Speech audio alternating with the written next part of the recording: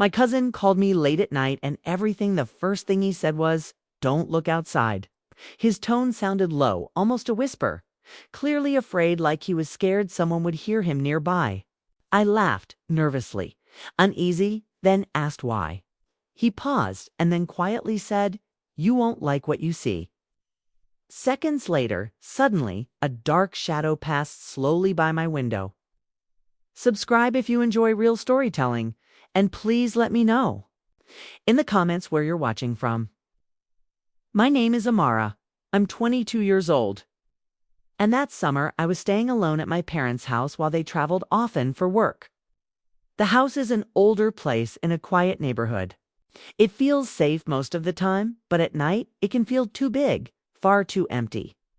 With the trees outside casting long shadows across the yard, my cousin Ethan is 25 and he lives just a few blocks away. It's always been more like an older brother figure to me. Since my mom passed, he's taken on that protective role fully in my life. Checks on me often, sometimes calling or dropping by unannounced just to make sure I'm okay.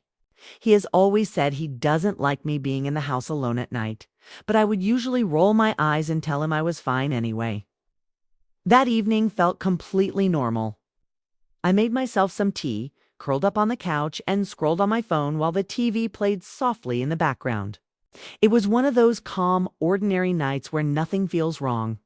The kind of night where the quiet almost makes you feel safe, but safety can vanish in a single moment. My phone rang and it was Ethan calling. At first, I thought maybe he was just checking in like always. I answered with a smile, ready to tease him again for worrying too much. But the sound of his voice immediately told me something was wrong. He wasn't relaxed anymore. He wasn't laughing at all. He was whispering and his words sounded sharp, urgent. "Amara," he said softly, "don't look outside." I froze completely. Smile faded instantly. "What? Why?" I asked quietly. There was a pause on the line. And then he said, "Because you won't like what you see." And before I could even process what he meant, I saw it clearly. A dark shadow moved past my window, slow and deliberate, blocking the faint glow from the streetlight for just a moment. My heart jumped into my throat. The house that had felt so calm and quiet seconds before suddenly felt like a trap closing in. The moment I saw that shadow pass by my window, every ounce of calm I had left in me disappeared. My chest tightened painfully and I could barely breathe. I clutched the phone tighter to my ear and whispered shakily, "Ethan, I just saw something. Someone's out there." His voice stayed low but firm. "I know. That's why I called you. I saw a man near your house when I was driving by earlier. It wasn't just walking through the neighborhood. It was circling, watching closely." A chill ran down my spine instantly. "Why didn't you just come inside?" I asked, trying to keep my voice steady, "'Cause I didn't want to spook him." Ethan replied, "If he thinks you're alone, he might try something. That's why I need you to listen to me right now. Stay away from the windows. Don't draw the curtains shut. Don't let him know you see him." My legs shook as I backed away slowly from the window and pressed myself against the wall. My hands were clammy and I kept glancing around the room as though the walls themselves couldn't keep me safe. The thought of someone out there close enough to peer in made my skin crawl. I whispered, "What if he tries to get in?" Ethan didn't hesitate at all. "Lock everything. Double-check every door quietly. Don't turn on any extra lights. I'm calling the police, but you need to stay calm until they get there." I swallowed hard and nodded, even though he couldn't see me. My legs felt heavy as I moved through the house. Carefully, my phone pressed to my ear. I checked the front door first. It was locked. The side door, too. When I reached the back door, my heart dropped. The lock was in place, but the curtain over the glass panel swayed slightly, as if it had just been touched. I whispered, "Ethan, he's been at the back door." His tone sharpened. "Step away from it. Don't touch the curtain. Go back from the hallway and stay there. Don't give him a chance to see you." I obeyed. my footsteps as light as possible on the wooden floor. My body felt stiff, like I was moving through water. Every creak of the house made me flinch. I reached the hallway and crouched low against the wall, clutching the phone so tightly my fingers hurt. Then I heard it. Footsteps outside, slow, deliberate, crunching against the gravel near the side of the house. My heart raced as the sound grew closer. He wasn't leaving. It was circling again. "Ethan, he's right outside," I whispered my throat. "Dry, stay down. Don't make a sound," he said, his voice steady but filled with urgency. I pressed my hand over my mouth, praying he wouldn't hear me. The footsteps stopped for a moment, right outside the wall where I crouched. The silence was deafening. I could picture him standing there, listening, waiting for the slightest movement. Then, slowly, the footsteps started again, this time toward the porch. A second later, the faint rattle of the doorknob echoed through the house. My stomach twisted into knots. He was testing it, trying it. I almost gasped. But Ethan's voice in my ear kept me grounded. "Don't react. Stay where you are. The door's locked. He can't get in that way." But the sound continued, metal against metal, as if he was determined to find a weakness. My entire body trembled. I kept imagining the lock giving way, the door swinging open, and a stranger stepping inside. Finally, the rattling stopped. For a few seconds, there was nothing but silence. I thought maybe he had left, but then came the sound that made my blood run cold, a scraping noise against the glass of the window in the living room. Long, slow, like fingernails dragging down the pane. I whispered, almost in tears, "He's at the window now. Ada, listen to me." "No, Mara, listen to me. Don't go near it. Stay where you are. I've got the police on the way. They're close. Just a little longer." The scraping stopped suddenly. My entire body froze. Then, faintly, I heard another sound. Footsteps moving along the side of the house, again toward my bedroom window. The very place where I had first seen the shadow. I clenched my eyes shut, praying he wouldn't try to open it. The silence stretched on, broken only by the faint creak of the wood outside. My body ached from crouching, but I didn't dare move. That was when Ethan whispered, "Don't lose it now. Stay hidden, they'll be there any second." I wanted to believe him, but with every second that passed, the fear grew stronger. Somewhere outside my walls, a stranger was circling, and I was trapped inside, waiting for help that hadn't arrived. Yet I stayed crouched in the hallway, my heart beating so fast I thought it would give me away. The house was too quiet, the kind of quiet that doesn't comfort you, but makes every tiny noise louder. My phone was still pressed to my ear. Ethan's voice steady on the other end, guiding me through the fear. "Amara," he whispered firmly, "you need to get somewhere safe inside the house. Not near a window, not near a door, the closet in the hallway. Go there now and stay down. Take the phone with you. Don't hang up." I nodded, even though he couldn't see me, my whole body shaking as I crept toward the closet.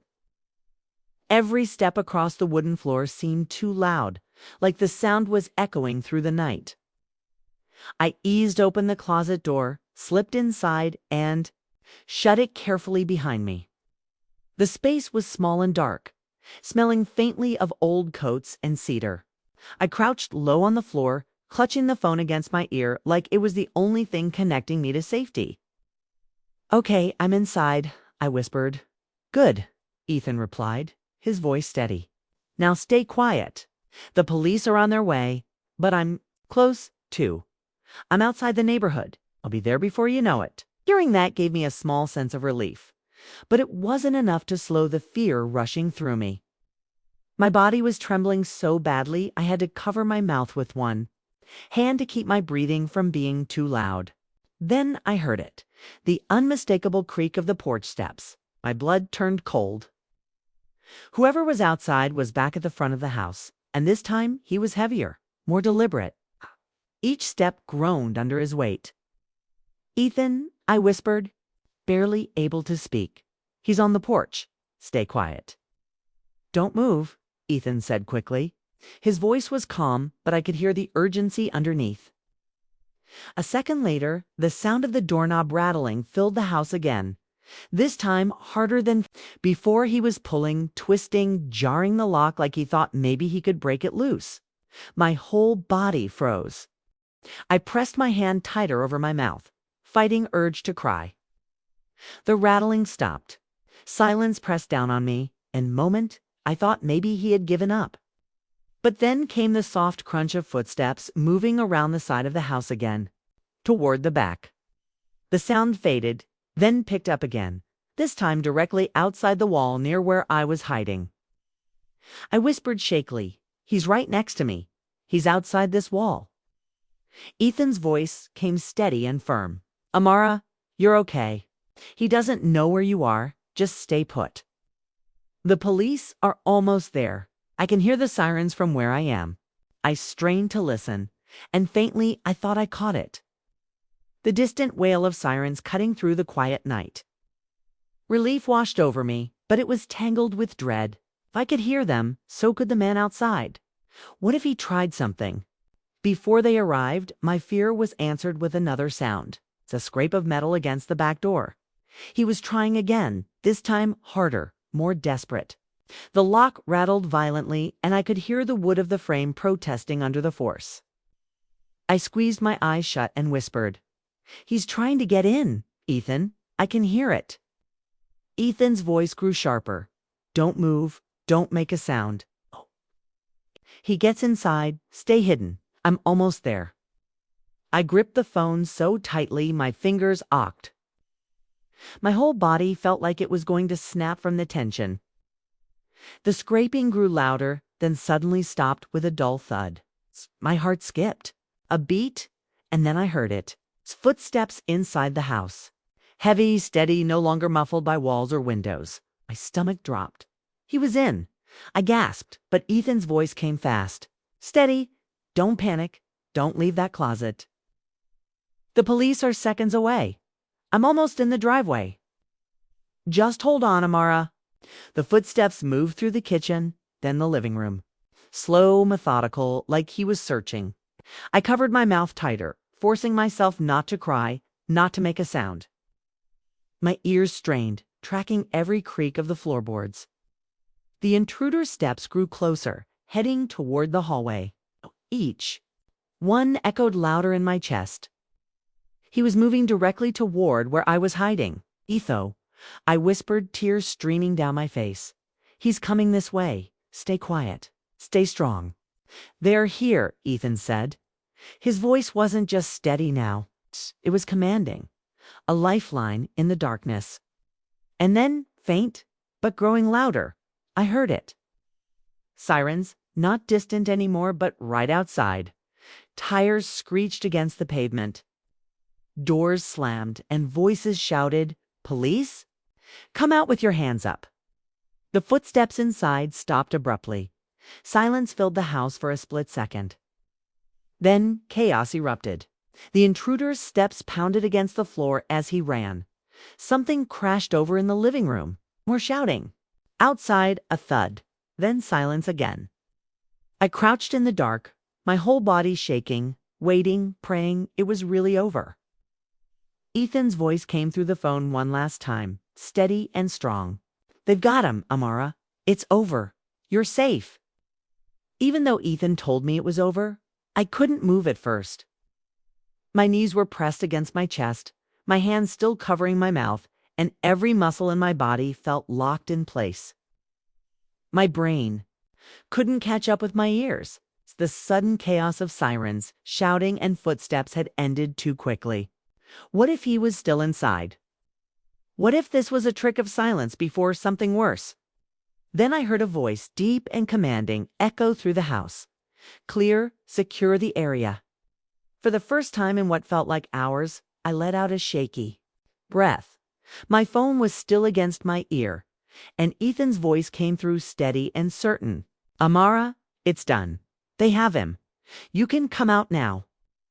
My hand trembled as I reached for the closet door handle.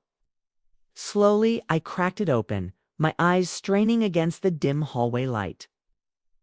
My heart leaped when I saw Ethan standing there. His chest was rising and falling quickly, his face pale but steady. And for once, I didn't hesitate. I ran straight into his arms. The bat he had brought with him clattered against the floor as he wrapped both arms around me, holding me tightly. "You're safe," he whispered into my hair. "I told you I wouldn't let anything happen to you." Tears poured down my cheeks and I couldn't stop shaking. "I thought he was going to find me," I whispered back, "but he didn't," Ethan said firmly. "You did. Everything, right? You listened. That's why you're okay behind him." The flashing red and blue lights poured through the front windows. I could see officers moving around outside, their shadows crossing the walls. One officer stepped into the hallway and gave us a quick nod. "The suspect's in custody. He's not going anywhere." For a moment, I didn't want to look. Part of me thought that if I saw him, it would make everything real in a way I wasn't ready for. But my eyes betrayed me. As Ethan led me toward the living room, I caught sight of the intruder being pushed toward a squad car. He was taller than I had imagined, his clothes ragged and dirty, like he had been living outside for days. His face was thin, his hair a tangled mess. But it was his eyes that made me shiver. They weren't wild with anger like I had expected. They were cold, empty, like he didn't care about what he had done or what almost happened. I quickly looked away, burying my face into Ethan's shoulder. "I don't want to see him," I muttered. "You don't have to," Ethan said firmly. He guided me back into the hallway, away from the window. "He's gone, and you'll never see him again." The officer in the living room confirmed what Ethan had told me. Had reports of him wandering the neighborhood for a few days. People thought he was just a drifter passing through, but tonight he crossed a line. "You're lucky your cousin called when he did." The words sent another wave of cold through me. Lucky if Ethan hadn't driven by at that exact time. If he hadn't noticed the shadow circling the house, I might not have even known I was being watched until it was too late. I gripped Ethan's arm tighter and whispered, "You saved me." He shook his head. "I didn't save you. You saved yourself by listening. If you had looked outside or tried to confront him, this could have ended very differently. You were smart, Amara. Don't forget that." But I knew the truth. He had saved me. Warning. His calm voice guiding me through the fear. And his quick call to the police had made the difference between survival and disaster.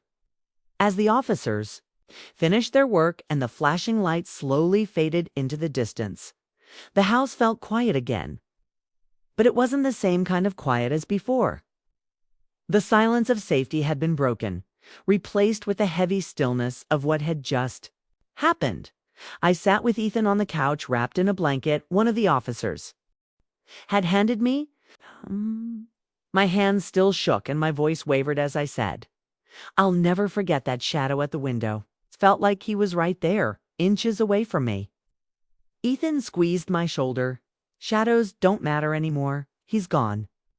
What matters is that you're safe and you're not alone."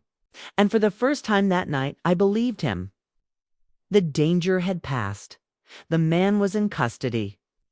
And though the fear would linger, I knew I would carry something stronger than fear with me too. The memory of my cousin's voice, calm and certain, pulling me through the darkest moment of my life. The hours after the police left felt heavier than the night itself. The flashing lights were gone. The officers had taken the intruder away and the street was quiet again. But inside, nothing felt normal. My house didn't feel like my house anymore. Every shadow made me jump. Every creak in the walls made me think he had come back. Even though I knew logically that he was in custody, my body refused to relax. Sat on the couch, wrapped in a blanket, still shaking. Ethan sat beside me, one hand resting on the back of the couch, the other keeping a steady hold on mine. His grip never loosened, as if he knew I needed that constant reminder that I wasn't alone. I keep hearing it. I whispered, staring at the floor, the scratching at the window, the sound of the door rattling. It's like it's still happening in my head. Ethan nodded, his eyes steady. That's normal, Amara. What you went through was terrifying. Your body won't just forget it overnight. But it will get easier. You'll heal. I wanted to believe him, but fear still pressed down on me. What if it happens again? What if there's someone else? He leaned forward, his voice firm but calm. Then we'll make sure you're prepared. We'll add cameras, better locks, lights that come on with motion. You'll never have to be in this house alone again unless you want to. I promised your mom I'd look out for you. And I meant it. Those words broke me all over again. I leaned into him, tears streaming down my face. But this time they weren't just from fear. They were from relief. I had been inches away from disaster. But I was still here, and more importantly, I wasn't alone. The next morning, sunlight spilled into the house. And for a moment, it felt surreal, almost like the night before had been a nightmare. But when I walked to the back door, I saw the scratches near the lock and the scuff marks on the glass, and reality hit me all over again. The man had been right there trying to force his way in. Ethan walked up behind me and put a hand on my shoulder. This is proof of what you survived, he said. Don't look at it as a reminder of fear. Look at it as a reminder of strength. You made it through? I wiped my eyes and nodded. It was easier said than done, but I knew he was right. Fear had almost paralyzed me, but it had also kept me from making reckless choices. If I had opened the curtain or stepped outside or ignored Ethan's warning, things might have ended in tragedy. That day, Ethan and I installed temporary reinforcements. We added bars to the windows, stronger locks to the doors, and motion lights around the yard. Later that week, he brought over security cameras and set them up himself.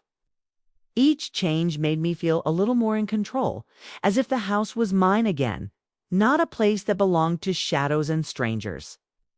Still, I couldn't shake the lesson that night had left behind. Safety isn't something you can take for granted.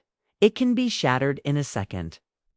And sometimes the smallest choice, listening to a warning, hiding instead of investigating, can be the choice that saves your life. For me, the most powerful part of it all was realizing the importance of trust. I trusted Ethan's voice even when fear made me want to look. I trusted his instructions even when my instincts screamed to run. And that trust is what carried me through. I'll never forget what Ethan said when it was over. Shadows don't matter anymore. What matters is that you're safe. That sentence has stayed with me because it reminded me that fear can't define you. What defines you is how you face it and who you lean on when it feels too big to carry alone.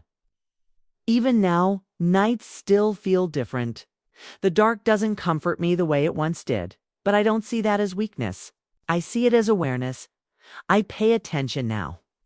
I check my surroundings. I lock my doors with more care.